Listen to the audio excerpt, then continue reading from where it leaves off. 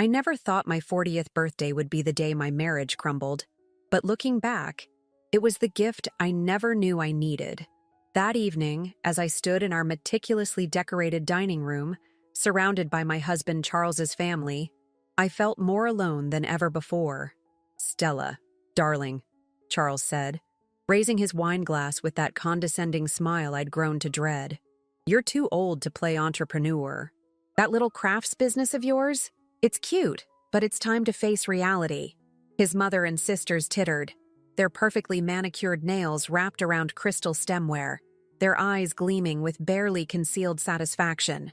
I looked down at my hands, rough from working with leather and tools, stained with dye from my handcrafted bags. These were the hands that had built my dream from scratch, even as Charles dismissed it as a hobby. "Your place is here, managing our home," he continued, his voice dripping with false concern. "We need to maintain our social standing. What will people think?" The words hit me like physical blows, but for the first time in our 15-year marriage, they didn't break me.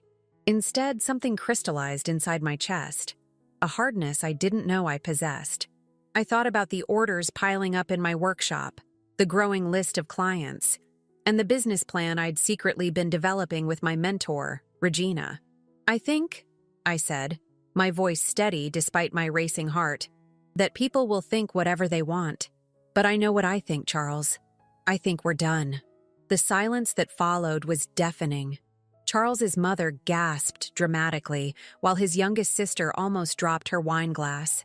But Charles just laughed, that rich, patronizing laugh that had always made me feel small. "Done? With your little business? Finally seeing sense, are you?" I stood up slowly, placed my napkin beside my untouched birthday cake. "No, Charles, we're done. Our marriage is done." The next week was a blur of tears, threats, and negotiations. Charles alternated between belittling me, "You'll never survive without me," and trying to charm me back, "Baby, I just want what's best for you." His family launched a full-scale campaign to talk sense into me, but their words only strengthened my resolve. What they didn't know was that I'd been preparing for this moment for months. Regina, my mentor and now close friend, had helped me see what I couldn't before, that my little crafts business had potential far beyond what Charles could imagine. Together, we'd been developing a luxury, sustainable fashion brand, combining my handcrafted leather goods with innovative, eco-friendly practices. The night I moved out of our mansion into a small apartment above my workshop, Charles's final words echoed in my ears. "You'll come crawling back when reality hits." But as I sat on my worn leather couch, surrounded by the tools of my trade and the silence of my own space, I felt something I hadn't in years: peace. What I didn't know then was that this was just the beginning. I couldn't have imagined that within months, my life would change in ways that would make Charles's jaw drop, or that the greatest challenge I'd face wouldn't come from my ex-husband, but from someone much closer to my new dream. As I drifted off to sleep that first night of freedom, my phone buzzed with a message from Regina. "Tomorrow we start the real work. Are you ready?" I smiled, remembering the stack of international orders waiting in my inbox and the prototype designs hidden in my workshop. "Ready," I typed back, even as my hands trembled slightly. What I didn't know then was that Regina had plans for my business that would test not just my skills, but everything I thought I knew about trust, success, and betrayal. The first month of freedom came with its own price tag. Every morning, I woke before dawn, my hands already reaching for leather and tools before my eyes fully opened. The workshop became my sanctuary, filled with the earthy scent of leather and the rhythmic sound of my stitching machine. Regina visited daily, her designer suits and perfectly coiffed silver hair a stark contrast to my work apron and messy bun.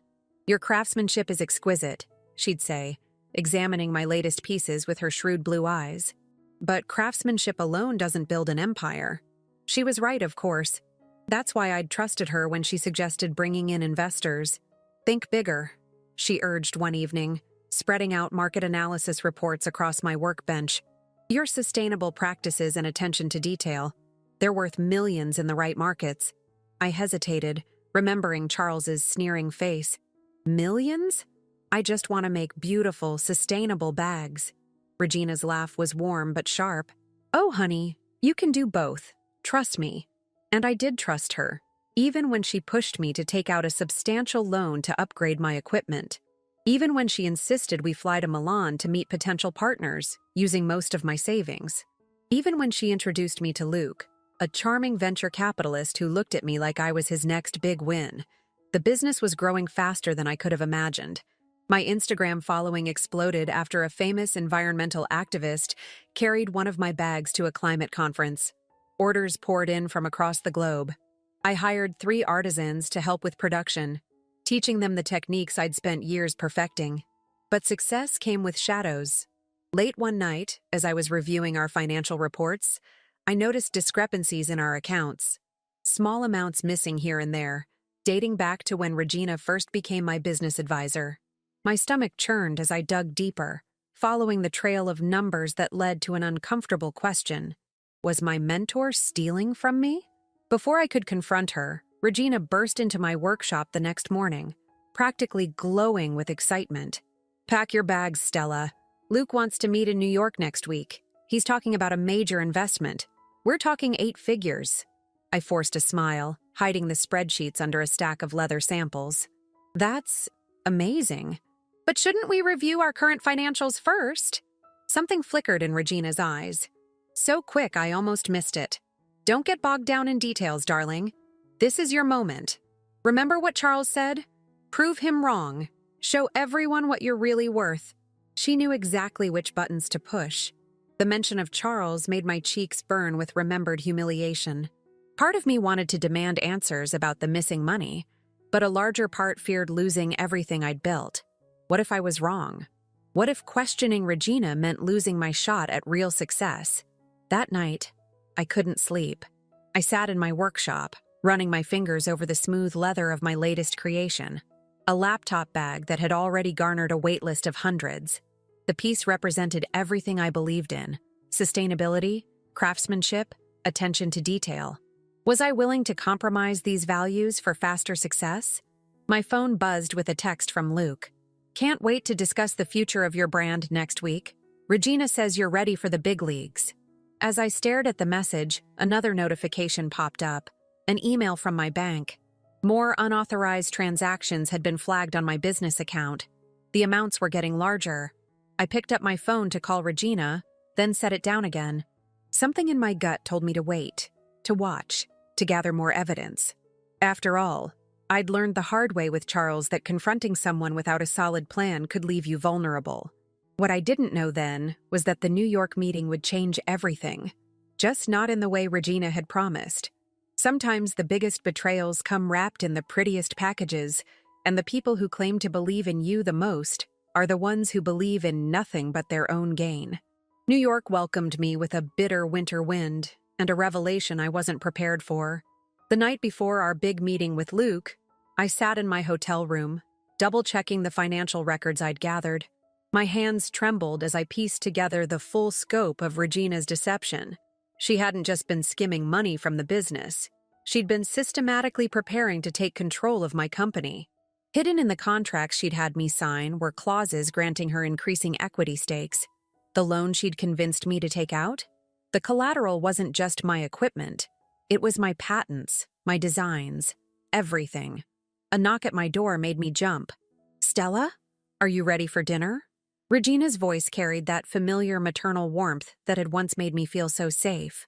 "Just a minute," I called back, quickly gathering the documents and slipping them into my laptop bag. One of my first designs, ironically enough. I took a deep breath, checked my reflection in the mirror, and opened the door. Regina swept in, elegant as ever in her charcoal suit. "Luke is waiting at Le Bernardin. He's very excited about tomorrow's presentation." She paused, noticing my expression. "Something wrong, dear?" I thought about Charles, about all the times I'd swallowed my doubts to keep the peace. Not this time. "Actually, yes," I said, pulling out the financial records. "Would you like to explain these discrepancies?" The change in her face was instantaneous, like a mask slipping. Her warm smile hardened into something cold and calculating. "You've been busy," she said, picking up one of the documents.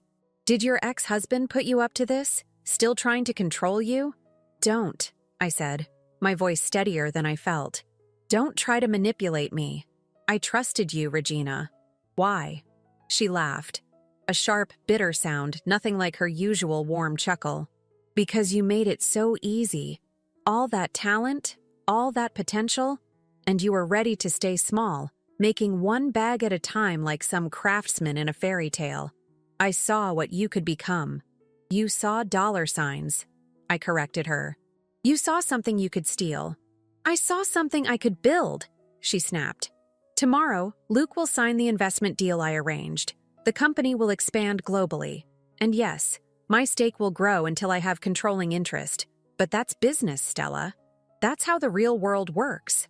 I picked up my phone, showed her the screen. No, Regina. This is how the real world works. I pressed play on the recording app that had been running since she entered the room. The color drained from her face. You wouldn't dare. I already have, I said, showing her another screen. An email I'd sent to my lawyer an hour ago, containing all the evidence of her fraud. The meeting tomorrow is canceled. My lawyer will be contacting you about repayment of the stolen funds. She stepped toward me, her composure cracking. You stupid girl. You think you can survive in this industry without me?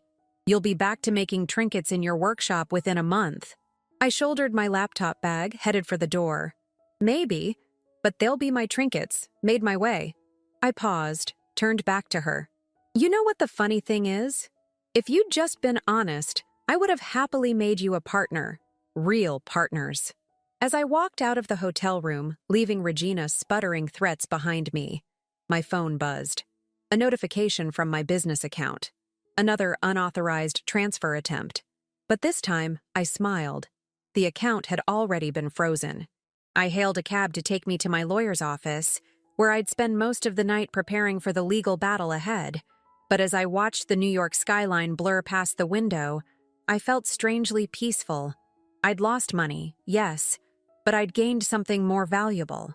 The knowledge that I could trust my instincts, stand my ground, and fight for what was mine. What I didn't know then was that this confrontation with Regina would lead to an unexpected alliance that would change not just my business, but the entire sustainable fashion industry. Sometimes when one door closes violently in your face, another one opens, usually held by someone who's been watching and waiting for their chance to make a difference. The irony wasn't lost on me when I discovered that my salvation came from Charles's sister, Alexandra. She appeared at my workshop door 3 weeks after the Regina incident, looking nothing like the polished society woman who had laughed at me on my birthday. I saw what Regina tried to do, she said, fidgeting with her wedding ring. The same thing happened to me 5 years ago with my clothing boutique. I kept quiet, sold everything, went back to being the perfect wife. I've regretted it every day since. I invited her in, watching as she ran her fingers over a half-finished bag on my workbench. Her eyes lingered on the sustainable materials, the precise stitching. I should have supported you that night, she continued. But I was jealous. You had the courage to do what I couldn't. Why are you here, Alexandra? She pulled out a business card. Because I have connections in the sustainable fashion industry. Real ones, not like Regina's smoke and mirrors. And because I want to invest. Properly, legally, with everything documented and transparent. I almost laughed. You want to invest? After everything your family put me through? I want to make amends, she said quietly. And I want to be part of something meaningful. Your work, it's not just about bags. It's about proving that luxury can be sustainable, that women can succeed without compromising their values. I studied her face, looking for any trace of the mockery I'd seen at that birthday dinner. Instead, I saw something familiar. The same hunger for purpose I'd felt when I first started my business. The legal battle with Regina had taught me caution, but it had also taught me to trust my instincts. Show me your proposal, I said finally. Over the next few hours, Alexandra laid out a vision that made Regina's plans look amateur. She had connections with ethical suppliers across South America, relationships with eco-conscious retailers in Europe, and a deep understanding of the luxury market's shift toward sustainability. We could start with a pop-up store in London, she suggested, spreading out market research that actually made sense. Test the waters, build buzz, then expand strategically. Why should I trust you? I asked directly. You're Charles's sister. She met my gaze steadily. Because unlike Charles, unlike Regina, I understand what you're building here. This isn't just about making money. It's about changing how people think about luxury and sustainability. I thought about Regina's betrayal, about the lessons it had taught me. If we do this, I said slowly, everything goes through my lawyers first. And I maintain controlling interest. Alexandra smiled. Not her old society smile, but something genuine. I wouldn't have it any other way.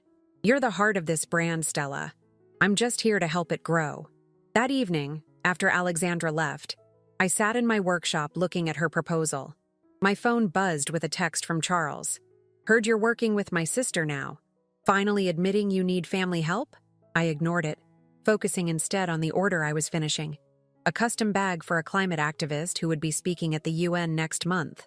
As I worked, I thought about trust, about second chances, and about the strange ways life sometimes brings exactly what you need through the most unexpected channels. What I didn't know then was that Alexandra's investment would lead to something even bigger than either of us had imagined.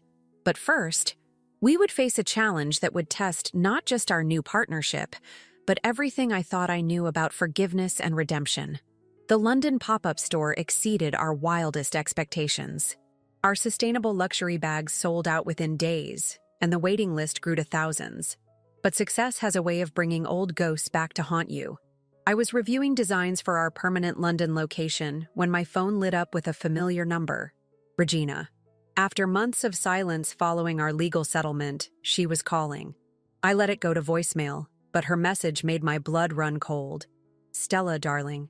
Remember Luke? He's quite interested in those supply chain innovations you and Alexandra developed. Imagine my surprise when I discovered she's been hiding quite a few secrets of her own. Call me. My hands shook as I dialed Alexandra's number. She answered on the first ring.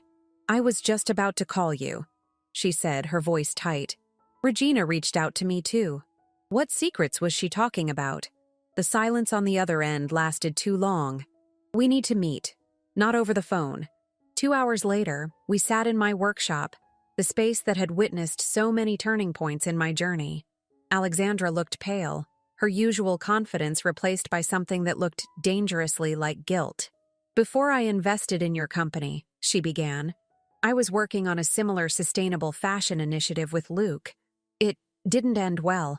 There were contracts signed, promises made. I thought it was all resolved, but Regina found out. You never told me this, I said, fighting to keep my voice steady. Because I was ashamed. Luke wanted to turn sustainability into a marketing gimmick. When I protested, he threatened to ruin me. I backed out, but the legal agreements... She swallowed hard. Regina claims they give Luke first right of refusal on any similar business ventures I invest in. The implications hit me like a physical blow. If Regina was right, Luke could claim a stake in our company. Everything we'd built could be at risk. There's more, Alexandra whispered. Charles knows. He's been feeding information to Regina, hoping to force us into a corner. He wants to prove you can't succeed without him. I stood up, walked to my workbench where a new design lay half-finished. It was a laptop bag made from innovative recycled materials we'd developed, materials that could revolutionize sustainable fashion. Our patent application was still pending. How long? I asked. How long have you known they might come after us? I suspected when our patent application was delayed last month. Alexandra's voice cracked. Stella, I'm so sorry. I should have told you everything from the start. I picked up the unfinished bag, ran my fingers over the seams. You know what's different this time? I turned to face her. I'm not afraid anymore. Regina, Luke, Charles, they all think fear is their best weapon. But they're wrong. Alexandra looked up, hope flickering across her face. What do you mean? I said, a plan already forming in my mind, that we're going to beat them at their own game. But this time, we're doing it my way, with complete honesty between us. Are you ready to tell me everything? As Alexandra began to speak, my phone buzzed again. Regina, still trying to manipulate her way back into my life. But this time, I smiled. Because what Regina didn't know, what none of them knew, was that sometimes the best revenge isn't revenge at all. Sometimes, it's building something so powerful, so meaningful, that those who tried to tear you down become nothing more than footnotes in your success story. What I couldn't have predicted was that the solution to our problem would come from the most unexpected source, and that it would force both Alexandra and me to confront truths about ourselves we'd been avoiding for years. The solution came from an unlikely source: Charles's mother, Beatrice. She appeared at our London store's soft opening, her designer handbag a stark contrast to our sustainable collection. "I've come to make things right," she announced, placing a thick folder on the counter. "These are Luke's original contracts with Alexandra, along with evidence of his fraudulent business practices across 3 continents." I exchanged glances with Alexandra. "Why are you helping us?" Beatrice's perfectly composed facade cracked slightly. "Because I watched my daughter give up her dreams once. I won't let it happen again."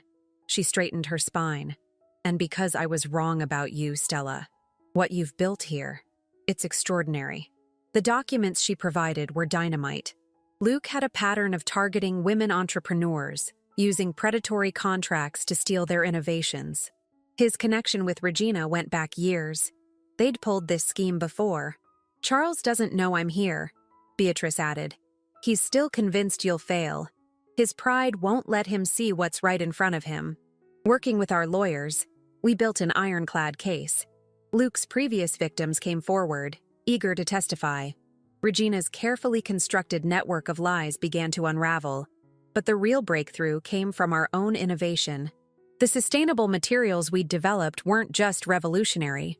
They were completely different from anything in Luke's original contracts with Alexandra. Our patent application had been delayed because it was being fast-tracked for approval due to its environmental impact. The day we received the patent confirmation, I called a meeting with Luke, Regina, and their lawyers. Charles showed up uninvited, probably expecting to witness my downfall. "Your contracts with Alexandra are void," I announced, sliding the evidence across the table. "And if you pursue any claims against our company, these documents about your previous schemes go public." Luke's face turned red. "You can't prove anything." "Actually," Alexandra said, standing beside me, "we can. Every victim you've targeted is willing to testify. Every fraudulent contract has been documented. It's over." Regina laughed nervously. "Stella, darling, surely we can work something out?" "We already have," I cut her off. "You and Luke will sign these papers relinquishing any claims to our company. In return, we don't press charges." Charles stood up, his face twisted with anger. "This is ridiculous. You're bluffing." "No, Charles," Beatrice said from the doorway. "They're succeeding. Something you never thought Stella could do without you." The settlement was signed within an hour. As our lawyers finalized the details, I watched Charles storm out, followed by a shell-shocked Regina and a defeated Luke. Beatrice lingered. "I should have seen your potential sooner," she said softly. "We all should have." That evening, Alexandra and I sat in our London workshop sharing a bottle of champagne. "So what's next?" she asked. "Now that we're free of them all?" I showed her the designs I'd been working on, a complete collection of sustainable luxury goods that would revolutionize the industry. "Now," I smiled, "we change the world, our way." What I didn't know then was that our story would inspire a movement. But first, we had one more challenge to face. One that would test not just our business acumen, but our newfound faith in second chances. Our success caught the attention of Diane Young, CEO of the largest luxury retail chain in Asia. Her offer was staggering: exclusive distribution rights across Asia, with a guaranteed order volume that would multiply our revenue tenfold. "Your sustainable luxury brand is exactly what our market needs," she said during our video call, her sharp business suit and direct manner reminding me of a less manipulative Regina. "But we'll need to make some adjustments." The adjustments, it turned out, meant compromising our sustainable practices. Diane wanted us to use cheaper materials for the Asian market while maintaining premium pricing. "The consumers won't know the difference," she argued. "The profit margins would be extraordinary." I glanced at Alexandra, saw my own concern reflected in her eyes. The money would allow us to expand faster than we'd dreamed. But at what cost?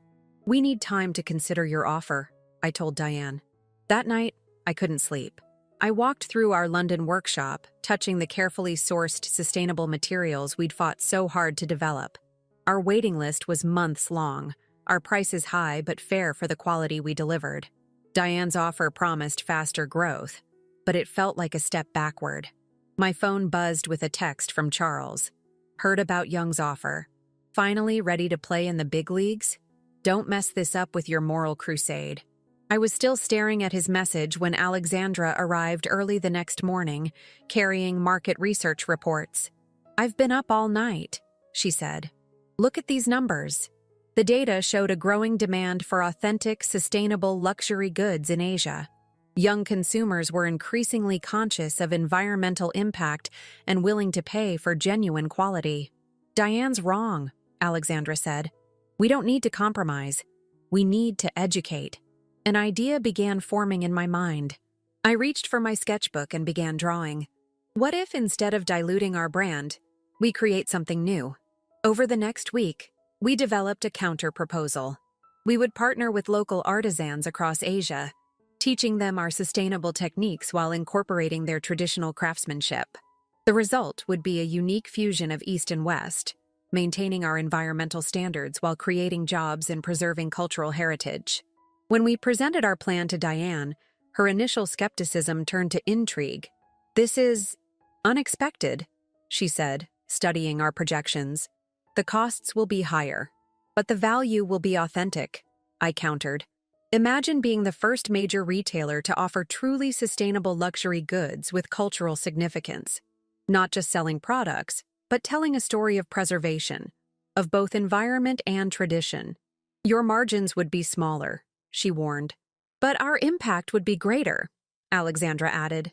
And in today's market, that matters more than quick profits. Diane was quiet for a long moment. Then she smiled. A real smile, not the polished corporate version. You remind me of myself 20 years ago, before I let the industry change me. I've been searching for a way to make a difference again. Perhaps this is it. The contract we eventually signed was different from her original offer. The numbers were smaller, but the potential impact was enormous. We would start with a pilot program in 3 cities, training local artisans and building a sustainable supply chain. What I didn't expect was the message I received the day after we signed. It was from Charles's mother, Beatrice. You've done more than build a successful business. You've shown that success doesn't require compromising your values. I wish I had learned that lesson sooner. As I prepared for our first trip to Asia, I realized how far I'd come from that birthday dinner when my dreams were mocked. But the real test of our vision was still to come, and it would require more courage than anything we'd faced before. The first signs of trouble appeared 3 months into our Asian expansion. Our workshop in Kyoto was thriving, with local artisans creating stunning pieces that blended traditional Japanese leather craft with our sustainable methods. But our Shanghai operation had gone silent. The whole workshop has quit, our local manager reported.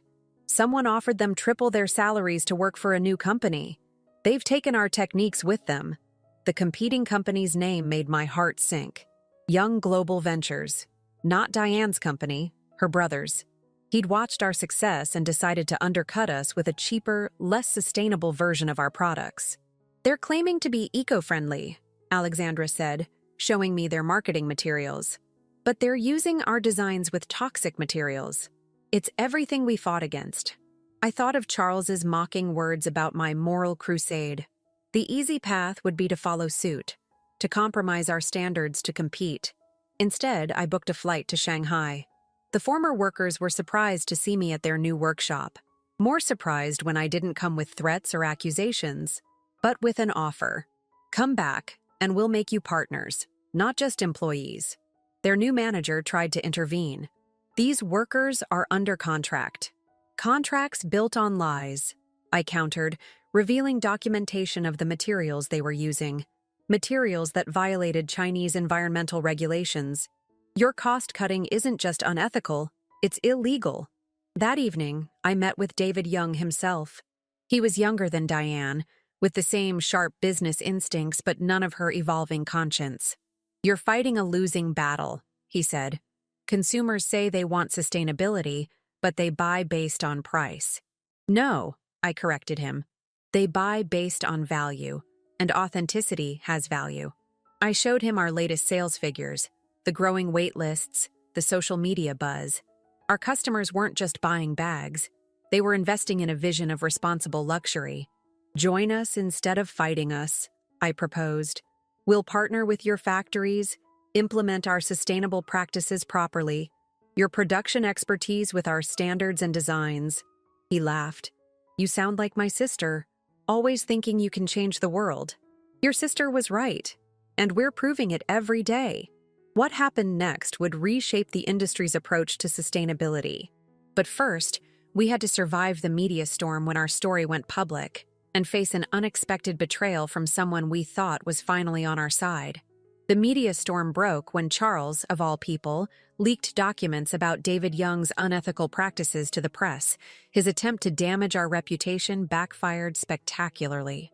Instead of focusing on the copied designs, journalists latched onto our response, how we'd offered partnership to the workers, our commitment to sustainability despite profit pressures. Diane Young called me during the height of the crisis. "My brother's board is meeting tomorrow. They're considering your partnership offer." Within a month, we'd transformed David's factories into sustainable production centers.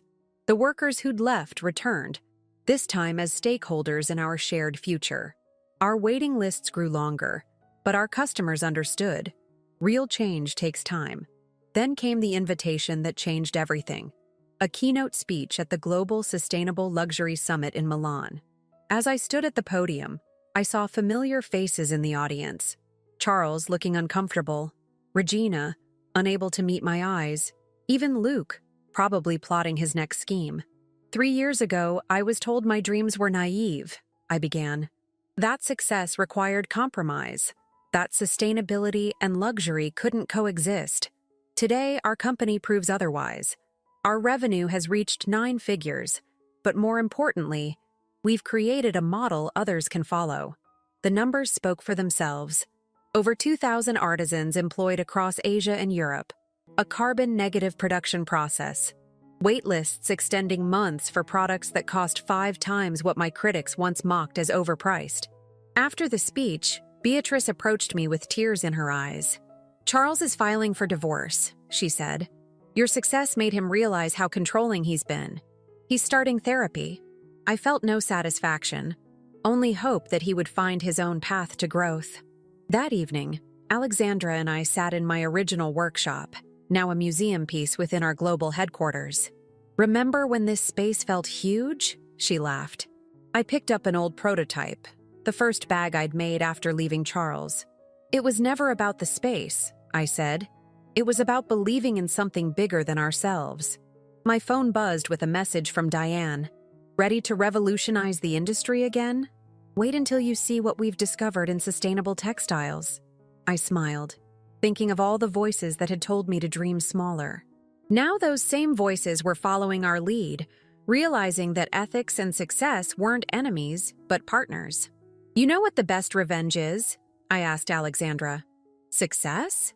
"No," I said, running my fingers over the sustainable leather of my first creation.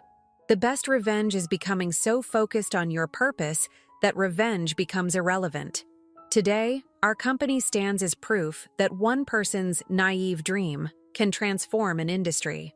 But more than that, it's evidence that when you stay true to your values, success isn't just measured in profits, but in the lives you change and the path you create for others to follow.